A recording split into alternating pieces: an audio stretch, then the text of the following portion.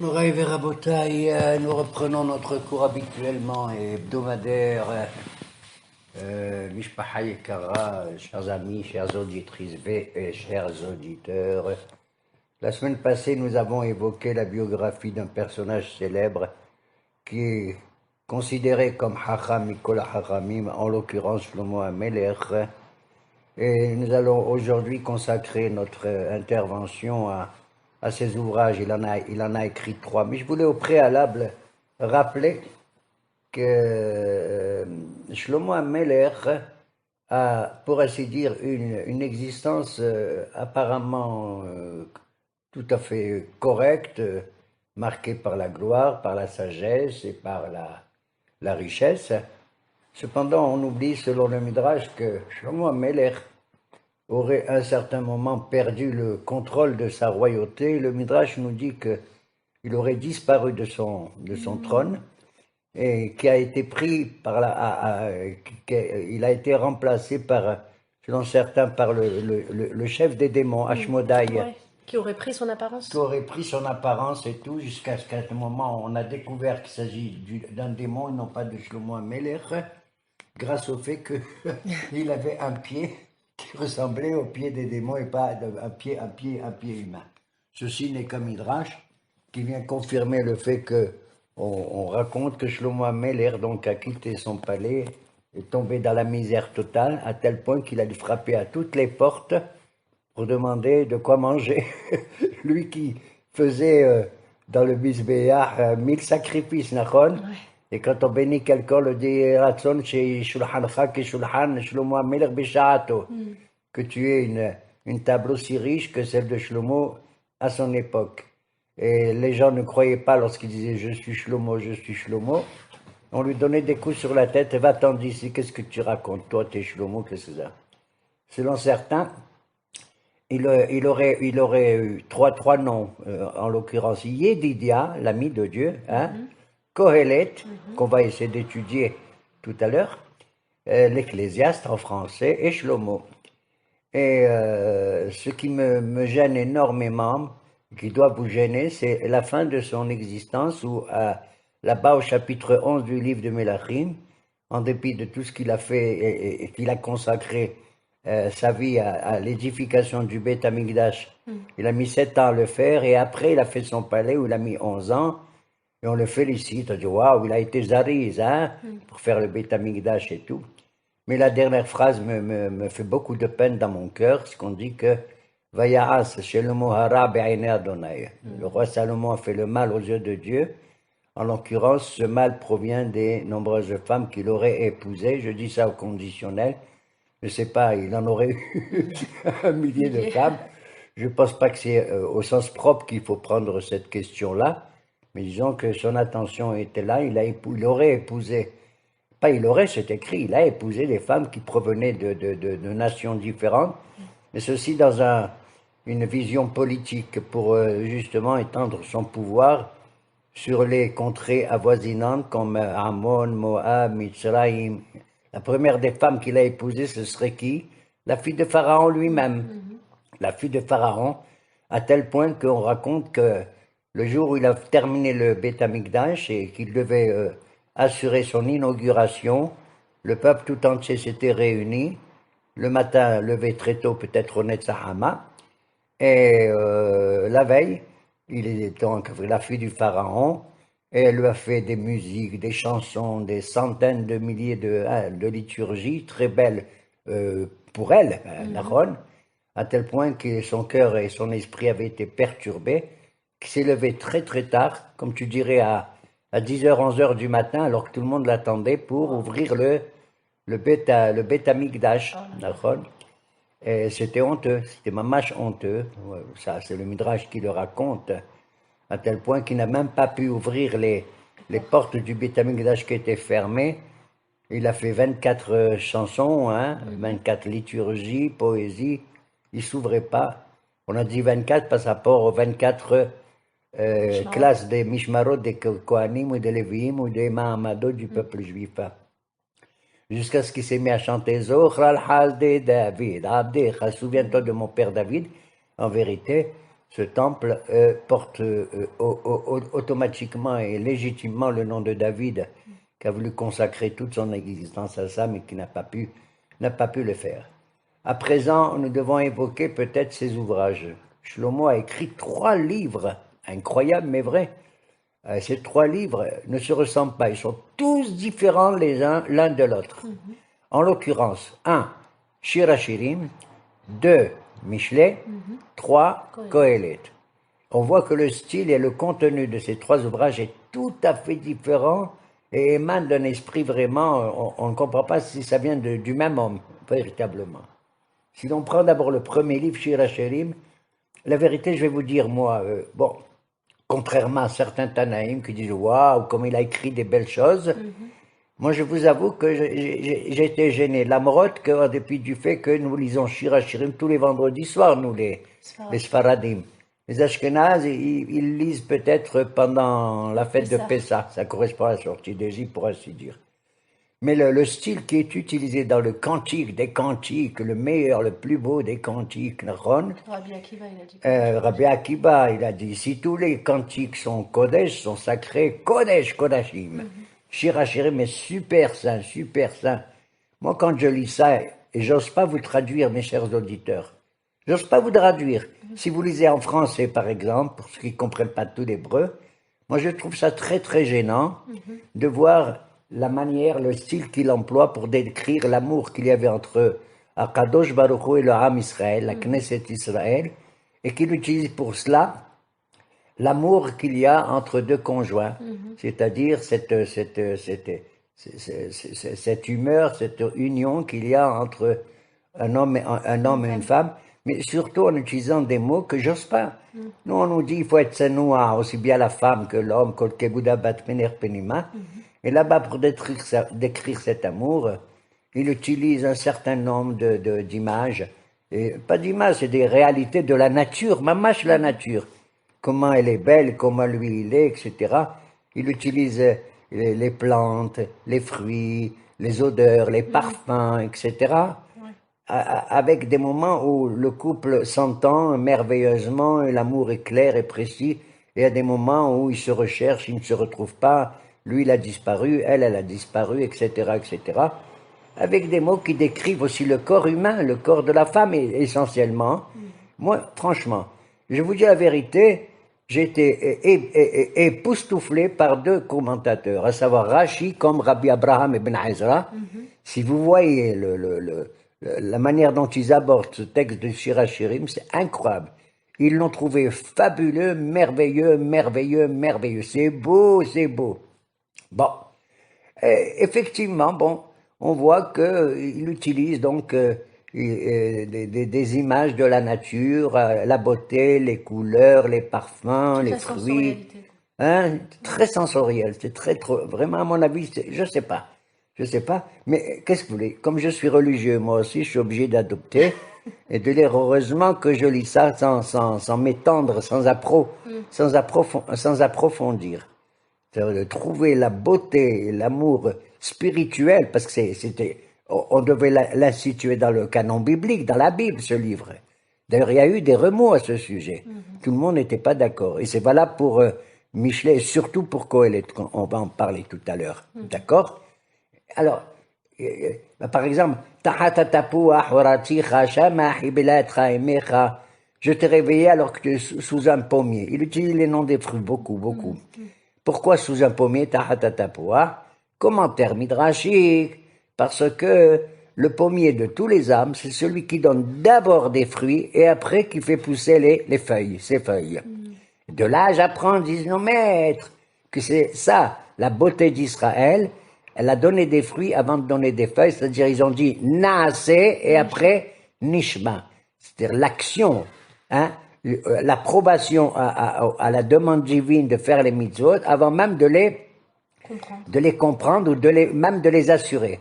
On accepte même si on n'est pas capable de faire les mitzvot. C'est incroyable par rapport aux autres. Ou alors, il y a des phrases très jolies dans ces 3 livres. C'est vrai, j'ai remarqué. Bon, Notserteena yochal piria. Seul celui qui garde la figue, le figuier, il mangera de ses fruits. D'accord? C'est vrai. C'est-à-dire, le labeur que je fais, il est récompensé si c'est moi qui le fais. Ou alors, par exemple, des phrases comme ça, Ocheach, al tochach et aletz, veisnaeka, tochach et hacham viyahaveka. Ça veut dire, si tu veux faire un reproche, ne le fais pas à un moqueur, à un type qui a la dérision, parce qu'il va te détester. Si tu veux le remettre à l'ordre. Mais si tu veux remettre à l'ordre un hacham, en disant tu as fait ceci, tu as fait ça, il va t'aimer. Pourquoi? Parce qu'il comprend que tu veux le mettre dans le bon, dans le bon chemin. Ou alors, par exemple, notre phrase qui dit la morsure d'un ami vaut mieux que le baiser d'un ennemi. Tu as compris? C'est incroyable. C'est dans le même sens, ça va. La morsure d'un ami vaut mieux que... Bon, il y a des phrases aussi jolies que ça, par exemple. Il y en a une qui m'a fait du mal et qui ne va pas plaire aux femmes, mais c'est la vérité aussi. Comme il dit, Nezem Zahav Be'af Hazir, Isha Yafa Visarat Ta'am. Il dit, si tu mets comment on appelle Nezem? Un anneau. Un anneau en or dans le nez d'une femme, d'accord? Ça serait bien en général, c'est le tarchit qu'elle porte, mais un anneau en or dans le nez d'une femme, Visarat Ta'am. Mais si cette femme, elle manque d'intelligence et de douceur et tout ça, c'est affreux. Nezem Zahav Be'af Hazir, Isha Yafa Visarat Ta'am. Une belle femme, mais qui n'a pas d'entendement, qui n'a pas d'intelligence. C'est vrai? C'est contradictoire, tout cela. Il y a des phrases très jolies dans ces trois livres, c'est vrai, que j'aime. Par exemple, des phrases qu'on connaît, on ne sait même pas d'où ça vient, mais je vais vous le révéler.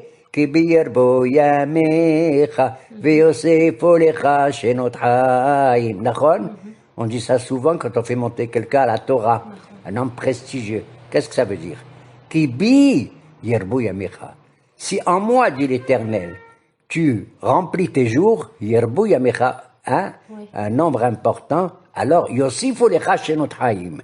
On t'ajoutera pas des jours, shenot haim, des années. C'est incroyable, c'est magnifique ça, franchement. C'est-à-dire, tu consacres 10 minutes de Torah, Akadosh Baruch Hu, il va te donner une longévité de 10 jours de plus. Façon de parler. Il y a ainsi des phrases très, très, très belles comme ça qui m'ont énormément plu. Voilà. Et donc, Shir HaShirim, si vous voulez, par rapport aux trois fêtes, Pessah, Shavuot et Sukkot, Shir HaShirim, c'est pour Pessah. Michelet, les proverbes, je ne sais pas pourquoi on appelle ça des proverbes, c'est pas des proverbes. C'est des sentences, c'est que je viens de citer là, comme maintenant, par exemple. Quand tu dis, par exemple, il dit, Zecher Tzadik Libracha. C'est pas une phrase que les rabbins ils ont inventée, ça vient de Shlomo HaMelech. Veshem Rechaim Yerchab. Le souvenir d'un tzaddik, c'est Libracha. Rien que tu prononces son nom, c'est incroyable, ça t'apporte une bracha. C'est pour ça qu'on dit, Tovib, Atzadikim Bemitatan Nikraim Hayim. Un tzaddik qui est mort, l'Ayrahmo, depuis longtemps, il a encore un effet sur nous, c'est vrai, hein? Et alors que Shem Rechaim Irchav, que le réveil, le souvenir, le nom d'un Racha Barminan, on n'a rien à retirer parce qu'il pourrit, il se décompose tout à. Ou alors il dit aussi, Im Ra'if Sonacha, Achiu Lechem, Im Tzame Ashkehu Maim. Si ton ennemi, il a faim, donne-lui du pain. Qui c'est ton ennemi? Ici, en l'occurrence, c'est le Yetzer. Le Yetzer Hara. S'il a faim. Alors, moi, j'ai toujours cru que s'il m'agresse, le Yetzer Hara, je lui donne une bonielle sur la figure, ou alors je me sauve. D'accord? C'est la seule manière d'éviter le penchant du mal. Non, Shlomo, il te dit non. Imra'ef Sona'acha, c'est ton ennemi. Le Yetzer Hara, il a faim, donne-lui un petit peu à manger. C'est ce qu'ils appellent dans la chassidoute la achil taklipot. Nachon, ça veut dire, trouve le moyen de consacrer un dialogue avec lui, c'est qu'il y a Achilo Lechem. C'est d'accepter aussi sa nature. Tu sais, Yetzirara, si tu existes, c'est que c'est probablement pour mon bien. Voilà. Comme ça, je peux combattre. Comme ça, moi, je peux m'élever et ne pas rester toujours dans une existence comme ça, un peu plate. Oui, je suis religieux, puis c'est tout. C'est quelque chose qui m'est imposé. Non. La Torah, la religion n'est pas quelque chose qui t'est imposé, tu dois toujours combattre. Donc, Achilo Lechem, tu sais que le mot Lechem, d'où il vient? Si ton ennemi a fait, donne-lui du pain. Lechem, c'est milchama. Chazak ou Baruch, quelle fille merveilleuse. J'ai une fille artiste qui va d'ailleurs exposer bientôt dans une galerie ici à Jérusalem. Nachon, Bezrat Hashem, à la rue Agrippas. Bon, là je fais pas de la pub. Achilo Lechem, c'est-à-dire le seul moyen de combattre le Yetzerara, c'est de dialoguer avec lui, de lui donner un petit peu à bouffer. Pendant que tu te donnes à bouffer, il s'occupe plus de toi. Tu as compris? Veim Esame, s'il a soif, donne-lui un peu à boire. Donc, tu vois que le Yetzerara, il a et la faim et la soif. C'est extraordinaire. Ça veut dire qu'il a besoin de qui? De toi. Exact. S'il vient te voir, et de là, s'il a besoin de toi, il a faim, il a soif, ça veut dire qu'il est inférieur à toi. Et te reconnaît comme étant l'être humain qui est marqué par l'intelligence, par le savoir et par la moralité et tout. Nachon? C'est comme ça. Voilà. Ouais. Et donc Shir HaShirim, selon les Hachamim, il y a des gradations dans la poésie. Il y en a une dizaine. D'accord? Une plus belle que l'autre. Par exemple, la Shira Tayam, Azashir Moshe, la Shira de Déborah, la Shira que Shmuel il écrit, etc., etc. Et la plus belle de tout, disent les Hachamim, c'est Shir HaShirim. Moi, sans prétention, je dis Shir HaShirim, ok, mais c'est le Shir du Mashiach. Et c'est ce qu'il a dit David Ameler. Tous les poésies, ils sont au féminin. Je m'excuse, c'est pas de l'antiféminisme que je fais. On les appelle des shirot, pluriel de shira. Bon, c'est très bien, il y a bien des filles qui s'appellent Shira, c'est joli, j'ai une petite fille Shirel. Mais le dernier, le plus beau, il est au masculin, excuse-moi de te le dire. Pas de problème. Et c'est quoi? C'est celui que David a dit, Mizmor Shir Oladonai, Shir Hadash, au masculin. Chanter pour l'Éternel, un chant magnifique, d'accord. La mode que la voix tu sais qu'on dit Kol Beisha Herva Patati Patata, ok, c'est vrai. En vérité, c'est pas la voix de la femme qui a Herva Barminen, pas du tout, pas du tout. On a vu Vatachar Deborah, Vatipal Hana, au contraire, non. C'est la suite, les conséquences éventuelles qu'il y a lorsque une femme s'expose, pour ainsi dire, de cette manière et en public. Ouais. Oui. Alors, dans Shir HaShirim, pour ainsi dire, j'accepte l'idée finalement comme Rashi Ben Ezra, parce que son nom maître, c'est que la seule manière de décrire cette union entre Dieu et le peuple d'Israël, c'est pas de dire par exemple, ah, comme c'est beau Dieu et Israël, c'est comme moi par exemple, j'ai envie de le dire, la meilleure union que j'ai, c'est de manger des millefeuilles, vous comprenez? Et je suis heureux. Ou bien, comme je suis encore très religieux, très haridi, j'aime pas que les millefeuilles, j'aime surtout les religieuses. Je vois qu'elle elle me connaît. Donc, en vérité, c'est vrai que dans la nature, la Kedusha réelle, c'est celle qui se trouve à un moment où on trouve ça bizarre. C'est l'union d'un homme et d'une femme. Et ça se fait à l'intérieur de leur monde à eux, dans leur chambre et tout. À tel point que le Kodesh HaKodashim, ma chérie, tu sais qu'est-ce que c'est? C'est les deux chérubins, les deux grouvines. C'est les deux chérubins. Et c'est l'endroit le plus secret qu'il y a, et c'est là où il y a la Kedusha la plus importante. La plus importante. Ils ont sauvé un jeune roi qui a failli mourir à cause de ça. Sa mère, Athalie, elle s'appelait. D'accord? Eh bien, le petit Yoash, le pauvre, depuis l'âge de 2 ans jusqu'à 7 ans, ils l'ont caché, tu sais où? Dans le Heder HaHadarim, la chambre des chambres, c'est dans le Kodesh HaKodashim, pour pas qu'il soit lui aussi assassiné. Et donc j'arrive à comprendre effectivement que cette mitzvah de l'amour entre l'homme et la femme peut d'une certaine manière représenter l'amour de Dieu vis-à-vis de Am Israël. D'autant que la première mitzvah que Dieu l'a donnée à Adam et Hava, c'est quoi? Perurvu, au milo et tares vekifshua. Vous allez vous fructifier et vous multiplier. Tu vois qu'il y a 2 mitzvot dans ça. Il y en a même plus, mais enfin, disons en gros, Pérou, ça vient du mot péri, c'est le fruit, c'est extraordinaire. Que l'union et l'amour d'un homme et d'une femme, ça donne un fruit. L'enfant est un fruit. Regarde quand on fait les brachot, boré péri, boré péri, boré péri. Moi, quand je roule à Paris, je fais boré périphérique aussi, comme ça. D'accord? Et il faut trouver du bonheur partout comme ça. Et donc, effectivement, cette notion-là arrive progressivement de voir la beauté, de voir l'amour profond dans ce qui ressemble aussi un peu à la nature. La nature, c'est pareil aussi.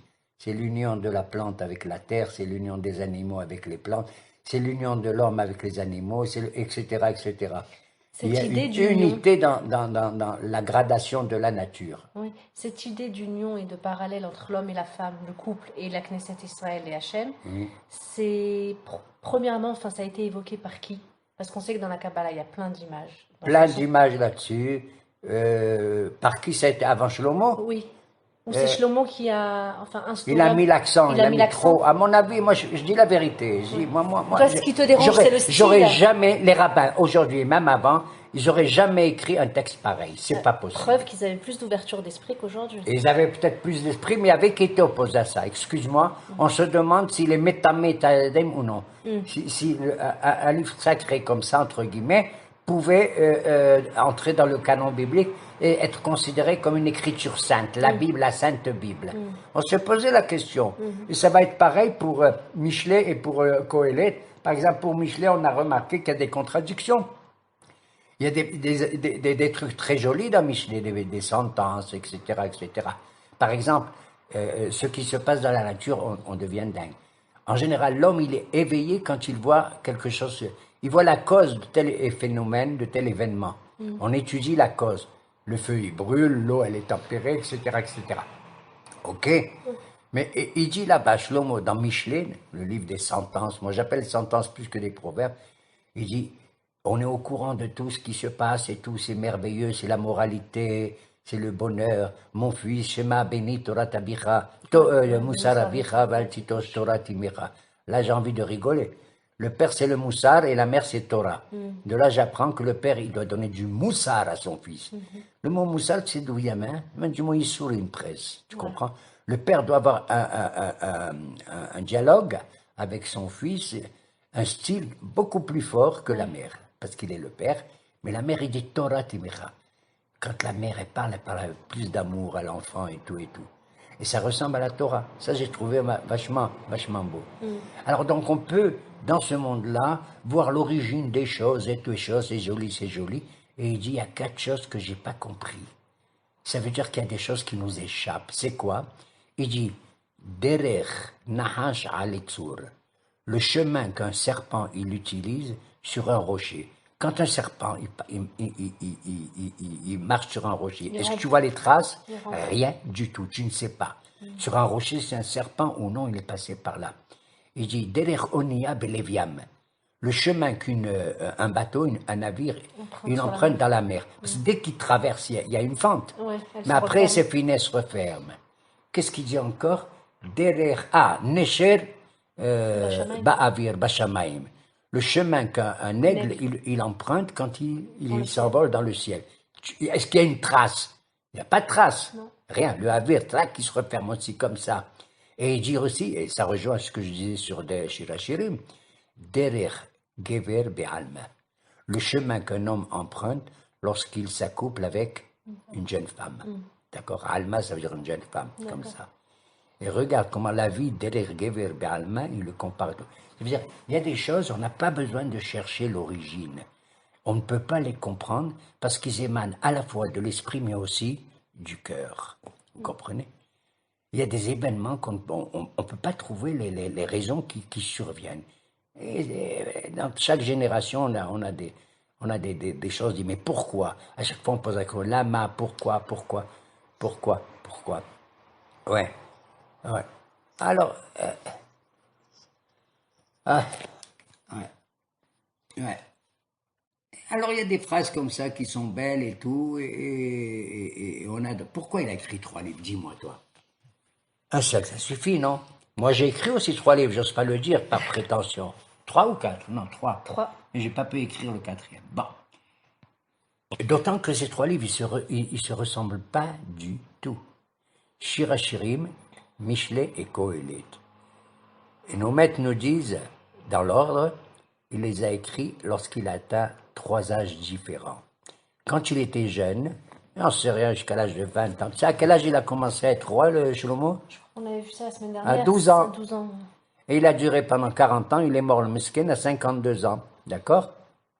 Il a écrit d'abord un premier Shir HaShirim, on comprend, parce que à cet état de croissance, si vous voulez, jeune homme, etc., qu'est-ce qui est le plus important dans sa vie? C'est l'amour, c'est la recherche de la beauté, de la nature, de tout ça, d'accord? Et c'est la recherche de fonder un foyer aussi. Donc il a écrit d'abord Shir HaShirim. Il a grandi, il est devenu une certaine maturité, un homme de, je ne sais pas de quel âge, 30 ans, 35 ans. Il a maintenant une responsabilité, d'accord? Et il a écrit Michelet. C'est-à-dire, il s'adresse maintenant, il utilise maintenant un ton moralisateur, d'accord? Un ton où le moussard, comme on l'a dit, etc. Comme ça. Et il a grandi encore plus, il est devenu vieux. À l'époque, pour lui, Miskin vieux. C'est là qu'il a écrit quoi? Kohelet. Et si tu lis Kohelet, d'ailleurs cet ouvrage, il porte le nom moi Kohelet, je vous ai dit ceci, cela, d'accord? Pourquoi Kohelet? Ça vient du mot Kahal. Les 2 premiers livres, il les a écrits, pour ainsi dire, dans sa chambre tranquille, et il les a diffusés. Mais celui de Kohelet, il provient de discours publics, Kahal, qu'il a fait devant tout le monde. Attends, les 2 premiers, ils ont été quelque part. Enfin, il les a écrits et diffusés de son vivant. C'est-à-dire, on est bien sûr que c'est de lui. Écoute, souvent... en ce qui concerne ces 3 livres, et surtout Michelet et Kohelet, il y a une mahlouquette dans la Gemara. Il y en a qui disent c'est Shlomo, tout ça. Il y en a qui disent oui, inspiré par Shlomo, mais il y a des passages qui datent depuis l'époque de, plus tard, du roi Ézéchias, Asriya ou Amelech, et les sages de son temps. Et d'autres disent non, ça a été écrit, comme dit Brahim et tout, par Anshe Knesset Agedola, du temps de Ezra et Néhémie, donc beaucoup plus tard. Donc, mais pour nous, ce qui compte, c'est que l'inspiration, l'origine et tout provient de Shlomo. Oui.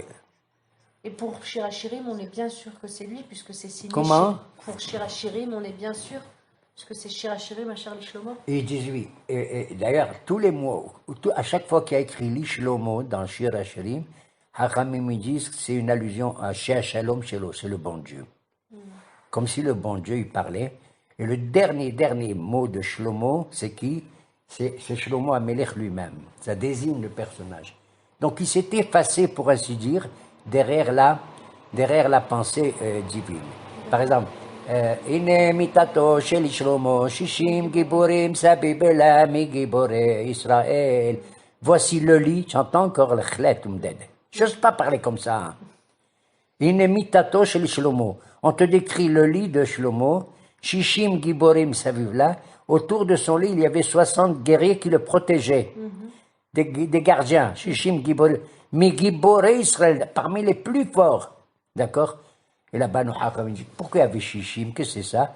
Ça t'apprend. Tu vois, maintenant, on est des religieux. Que quand tu vas au lit, tu vas dormir, tu dois faire Kriyat Shema à la mita. Et il y en a qui lisent même le Birkat Kohanim. Ah, c'est vrai? La Birkat Kohanim, c'est certain, qui protège le plus. Pourquoi? Quel rapport avec les 60 guerriers? Si tu comptes le nombre de lettres qu'il y a, il y a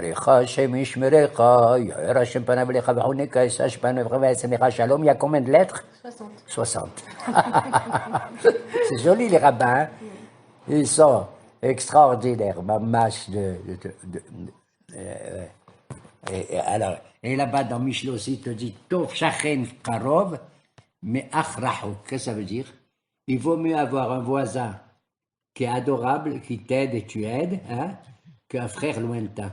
Ça fait mal, hein, ça. C'est terrible. Tov shachen karov, mais rahok. Tu as un frère, mais il s'est éloigné de toi. Et tu as un voisin, il se rapproche de toi. Qu'est-ce qui est mieux? C'est le voisin. Ça veut dire que l'alliance génétique, elle est bien, mais des fois, elle ne réussit pas à atteindre son but. D'accord? Tov shachen karov, mais rahok. Ouais. Ou alors il dit encore aussi là-bas dans Michelet, el chazar velo picha. Quand tu veux manifester les avantages qu'il y a en toi, tes qualités et tout, ne le fais pas de toi-même. Ne dis pas je suis riche, je suis beau, je suis intelligent, je suis. El chazar. Il vaut mieux qu'un étranger fasse Ton éloge. ton éloge plutôt que toi-même. Vélo picha. Mais il y en a qui lisent ça autrement. Il dit, Yael Khazar, il vaut mieux qu'un étranger te fasse ton éloge. Vélo, mais sinon, picha. Tu fais avec ta bouche quand même. Ou alors il dit aussi, ne te mêle pas des querelles qu'il y a chez les gens. Il dit, Mahazik be'ozne kelev, mit'arev arrive lolo. Celui qui tire les oreilles d'un chien, il rentre dans une bagarre qui ne lui appartient pas. Ah, T'as compris? d'accord. Voilà. Le kelev, il est fait pour ça. Il se bagarre avec le chat, il se bagarre avec tout. Qu'est-ce que tu as besoin de toi d'aller tirer les oreilles? Il y a deux personnes qui se disputent et tout. Ton rôle, c'est pas de prendre l'avantage d'un seul par rapport à l'autre. Tu n'en sais rien du tout. C'est ça que ça veut dire. Celui qui tire les oreilles d'un chien, eh ben, il va rentrer dans la bagarre lui aussi. Tu comprends? Mahazik beozne kelev mit'arev, il se mêle, arrive lolo, d'une querelle et d'une bagarre qui ne le concerne pas du tout. Comprenez? Voilà.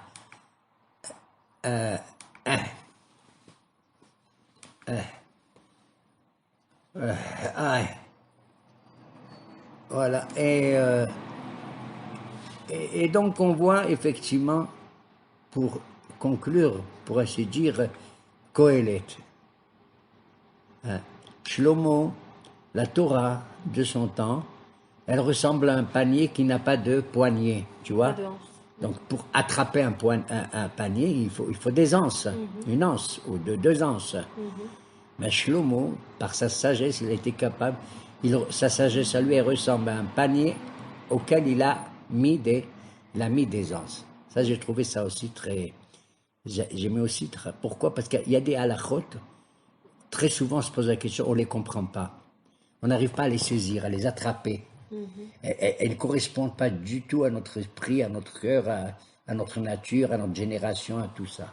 On dit que Shlomo HaMelech, il est rentré en profondeur et nous a permis de saisir plus ou moins quelque chose de ces mitzvot. Il y en a une qu'il a osé dire qu'il n'a pas compris, et c'est la vérité.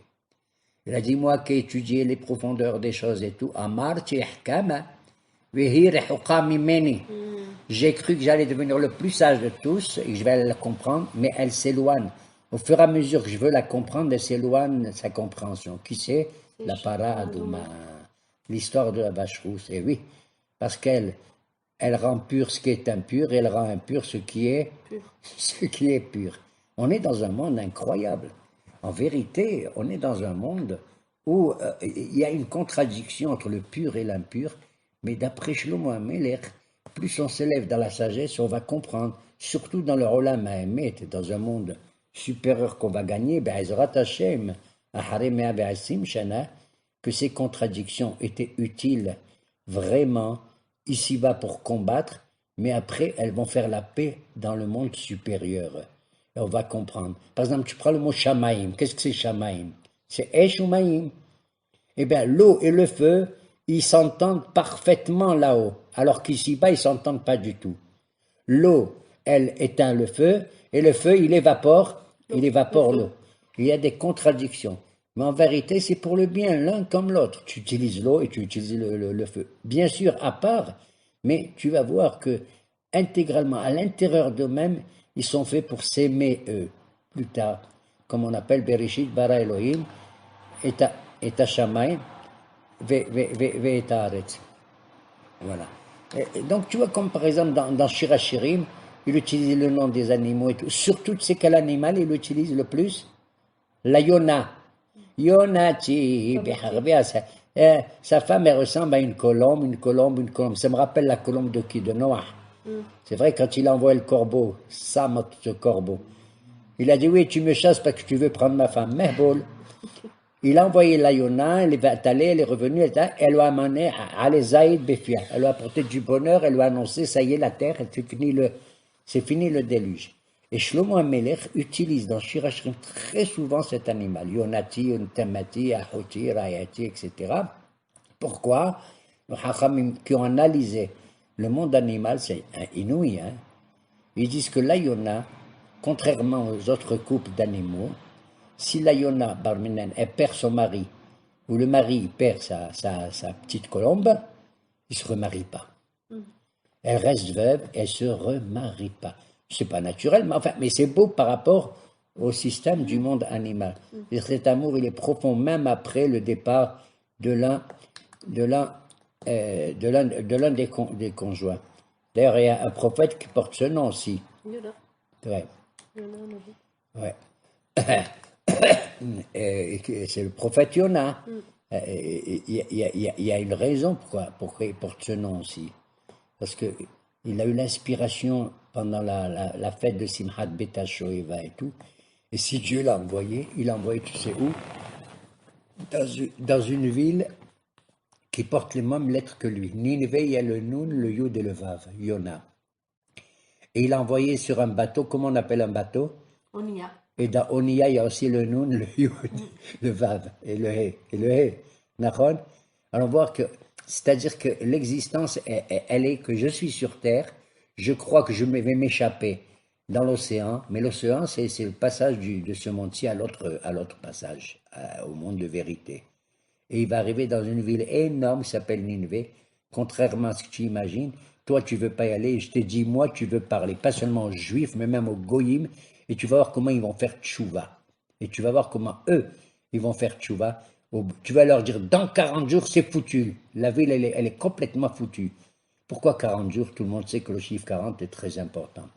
D'ailleurs, dans la paracha de Noir, on voit combien de temps il a duré le 40 déluge. jours, Oui, au bout de combien de jours Moshe l'a donné la Torah? 40 jours, 40 jours. Il était au Mont Sinaï 40 jours. Le mot même désigne, d'ailleurs je m'aime, hein, mais ça vient aussi de Maïm, c'est l'amour. Voilà.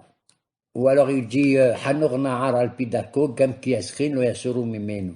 Il vaut mieux faire l'éducation d'un enfant très jeune, comme ça quand il vieillit, il est habitué à cela. D'accord?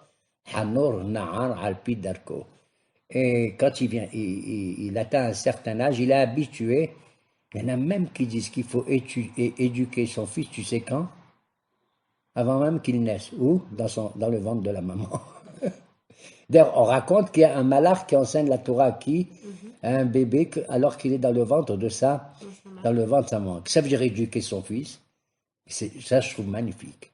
Éduquer un enfant avant même qu'il naisse, qu'il est dans ton ventre, ça veut dire que tu t'éduques toi-même. Tu comprends? Si la maman s'éduque elle-même, alors c'est sûr qu'elle aura un enfant qui sera bien. Voilà. Voilà. Et donc, pour conclure, donc, on va dire un mot sur Kohelet. Tu n'as pas le livre, mais ça fait rien. C'est l'ouvrage le plus terrible. Il a vieilli et maintenant, tout ce qu'il a vécu, malgré toutes les richesses, les palais qu'il a eus, tout ce que son cœur désirait à tous les niveaux, il arrive à nous dire maintenant autre chose. Dibré Kohelet. Dibré, c'est déjà des paroles un peu dures, un peu sévères. Parce que quand on est vieux, c'est vrai qu'on n'a pas le même appétit que quand on était jeune ou adulte, d'accord? Pas la même chose. C'est vrai. À part que on continue à aimer les religieuses et les millefeuilles. Ça, c'est vrai, c'est vrai. Et là, il commence par dire une chose terrible, affreuse. Et c'est durant tout le livre, c'est de la rame. Voilà pourquoi Kohelet, c'est surtout les Ashkenazim qui le lisent à Sukkot. Et nous, pas tellement. C'est vrai. Il dit Hevel Havalim, Hakol Hevel, Hevel Havalim. Il dit tout est vanité. Tout le monde connaît cette phrase, hein. Mais il dit pas tout est vanité. Il dit vanité des vanités. A dit Kohelet, vanité des arvités. Ça suffit à ça, deux fois tu dis. Et à la fin, Hakol Hevel. Ça veut dire qu'il y a 7 sortes de vanité. La vanité, c'est pas une vanité superflue comme ça, à peine. Comme ça, petite, comme rien du tout, pas du tout. Il donne le Midrash un exemple. Tu prends une marmite, tu mets de l'eau à chauffer, à bouillir. Elle est chaude, l'eau. Et donc, cette marmite qui est chaude, elle donne une grande buée. Nachon? Oui. Tu mets une autre marmite sur cette marmite, avec des trous en bas. La buée de la première marmite, elle va dans la deuxième. Oui. Mais elle est moins forte. Tu prends une troisième marmite sur la deuxième, aussi trouée. La buée de la troisième marmite, comment elle est? Encore moins. Et ainsi tu mets, comme ça dit le Madrash, 7 marmites l'une sur l'autre. 7, parce qu'il y a écrit 7 fois à Hevel Avalim. Hevel, 1, Avalim, 2, ça fait 3. Hevel Avalim, 3 et 3, 6, Akol Hevel, 7. D'accord? La 7, cette marmite, qu'est-ce qu'elle a comme buée? Wello. Presque rien, tu ne la sens pratiquement pas. Mais il y en a. Il compare, et il dit c'est ça la vie. Akol Hevel. Tout est vanité. Qu'est-ce que tout est vanité, Shlomo? Tout ce que tu as mangé, tout ce que tu as fait, tu es entouré, tu étais riche et tout. Il dit c'est vanité. Est-ce que c'est beau de mettre ça? Ils ont dit, on veut pas. Certains hachamim, on veut pas mettre ce livre dans le. Il est pessimiste, péjoratif. Il n'y a pas de loi, il n'y a pas de vie dans cet ouvrage. Est-ce qu'il t'encourage à faire des mitzvot ou quoi que ce soit? Et tout ce que tu dis, par exemple, il dit, oh, fashamayim yolichet un mot que tu prononces, ici, tu crois que tu es seul, mais l'oiseau du ciel, il envoie, l'oiseau, il prend les paroles que tu dis, même si tu es seul en toi-même ou tes pensées, et il les raconte, il est, comment on dit en hébreu, il cafte à Kadosh Baruch Hu, tout ce que tu fais, tout ça. Tu es dans un monde complètement fou, complètement vaniteux, tout ça. C'est ça que tu viens m'apprendre, Shlomo. Il dit, oui, c'est ça que je viens t'apprendre. Rien ne vaut. Il dit, Dor holer vedor ba, vehaaret le'olam omadet. Tu savais avec sa voix? Il dit, il y a une génération qui est partie et une nouvelle génération qui vient. Et la terre, elle ne change pas. Elle reste la même. Pourtant, moi, j'ai dit, Hasra, ma nostalgie, comme c'était beau à l'époque, à Constantine, et les Marocains, ils disaient comme on était bien avec les Marocains là-bas, etc. Il y a une évolution de la vie, il y a une technologie nouvelle, qu'est-ce que tu veux? On n'a pas les mêmes maisons qu'avant, les pauvres, ils vivaient sous des tentes et tout. Shlomo, il te dit non. Tout ça, ça n'est que de l'extérieur, c'est du superflu. Il m'a donné la rasra, je te jure la vérité. En vérité, c'est fait exprès qu'il te donne la rasra, je crois. Il dit, Kol anihalim olichim elayam vehayam enenu malé. Il dit, tous les fleuves, ils reçoivent la pluie du bon Dieu, ils grossissent, et ils s'écoulent comme ça, là où ils veulent, comme ils veulent, mais ils s'écoulent vers le bas, d'accord, et ils vont tous vers la mer. Vehayam enenu malé. Mais la mer, elle n'est pas pleine. Ça veut dire tout le travail que tu fais. Quelle supériorité il peut avoir, quel bénéfice l'homme il peut avoir pour tout ce qu'il a souffert. Amalo, c'est quoi? Tous les efforts, toute la sueur, rien. Qu'est-ce qui reste? Tu travailles, c'est pour donner peut-être aux enfants et encore, et les enfants aux enfants, etc. Mais, alors les rabbins disent, non, arrête, sois pas comme ça. Le rabbin Guest était pessimiste, comme moi.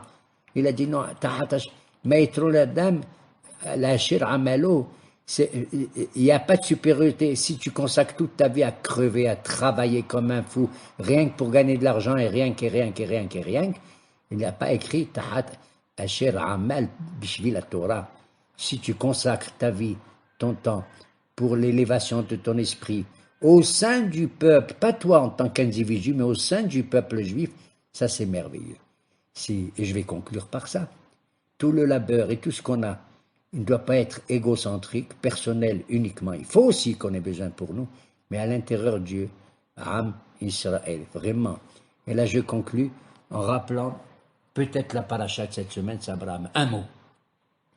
La paracha de cette semaine, tu sais, avant, on était pour Noah, d'accord? On dit Dieu, il a parlé à Noah. Quand? Après qu'on a décrit ce Noah. Qui c'est ce Noah? Ish, tzadik, tamim, haya, bedorotav, et Elohim, talech Noah. Un type tzadik, un type tamim, intégral. Il marchait avec le bon Dieu, et juste après il a écrit, et Dieu a dit à Noah. Ah, je comprends. Si c'est un type tzadik, tamim et tout, et le Dieu lui parle, une révélation, c'est merveilleux. Il mérite ou pas ce Noah? Il était 2 fois Noah. Noah les ma'la, Noah les matta. Maintenant, dans la paracha de cette semaine, Vayomer Hashem el Abraham, lech lecha. Dieu dit à Abraham, tu vas quitter ta maison, ton père et tout. Mais qui c'est ce Abraham? Je te jure, ma fille. Je ne sais pas qui c'est. Juste à la fin de la paracha, on nous dit Noah, il a eu 3 enfants, Shem, Ham et Yafet, qui ont eu un parachat, qui ont serré celui-là, il a engendré celui-là, jusqu'à Terah, et Terah, il a eu Nahor, Abraham et Haran et tout. C'est tout. On sait rien. Brusquement, tu dis, Dieu, il dit à Abraham, mais pourquoi il parle à Abraham? Qu'est-ce qu'il a de mieux que les autres? C'est bizarre ou non? C'est la première question, cette paracha. Tu sais pourquoi Dieu il parle à Abraham? Parce que justement, Abraham ne s'est pas manifesté en tant que personne lui-même. Il n'a pas manifesté toutes ses qualités, comme on le voit à propos de Noah. Et alors pourquoi il parle à Abraham? Tu sais qu'est-ce qu'il dit à Abraham? Tu sais ce qu'il dit à Abraham? Il ne lui a pas dit, l'Aziz, je t'aime, tu adores, tu es un tzaddik, tu es un tamim, tu sais ça, pas du tout.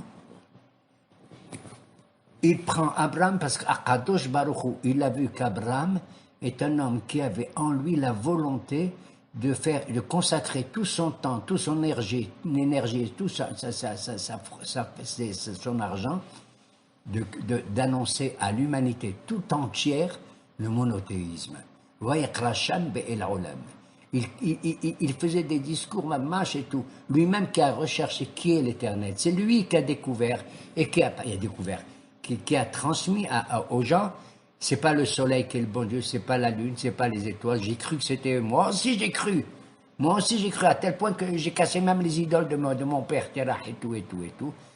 On voit qu'Abraham c'est pas une personnalité qui existe pour elle-même, mais qui est le représentant d'une nation et de toutes les nations du monde, pas seulement d'une nation.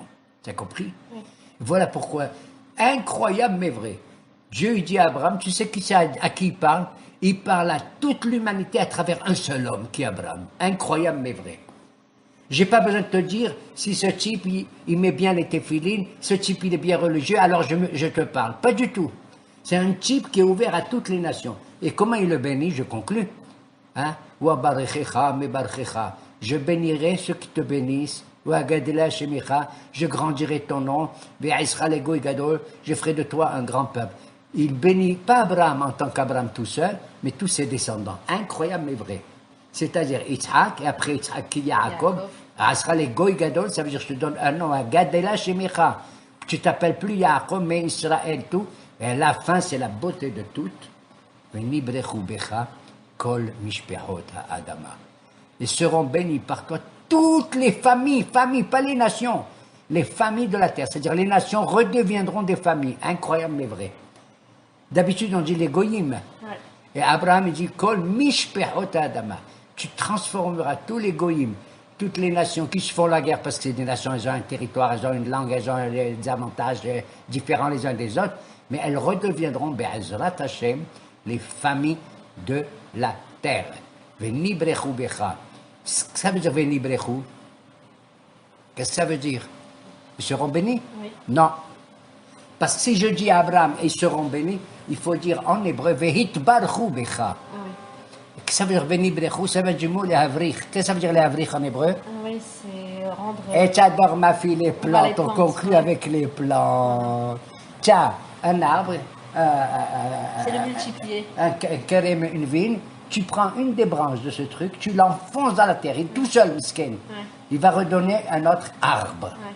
C'est les havrich, c'est, j'ai oublié en français comment on dit. C'est la multiplication par, j'ai oublié, marcotage. Voilà, exact. Comment? Le marcotage. Marcotage.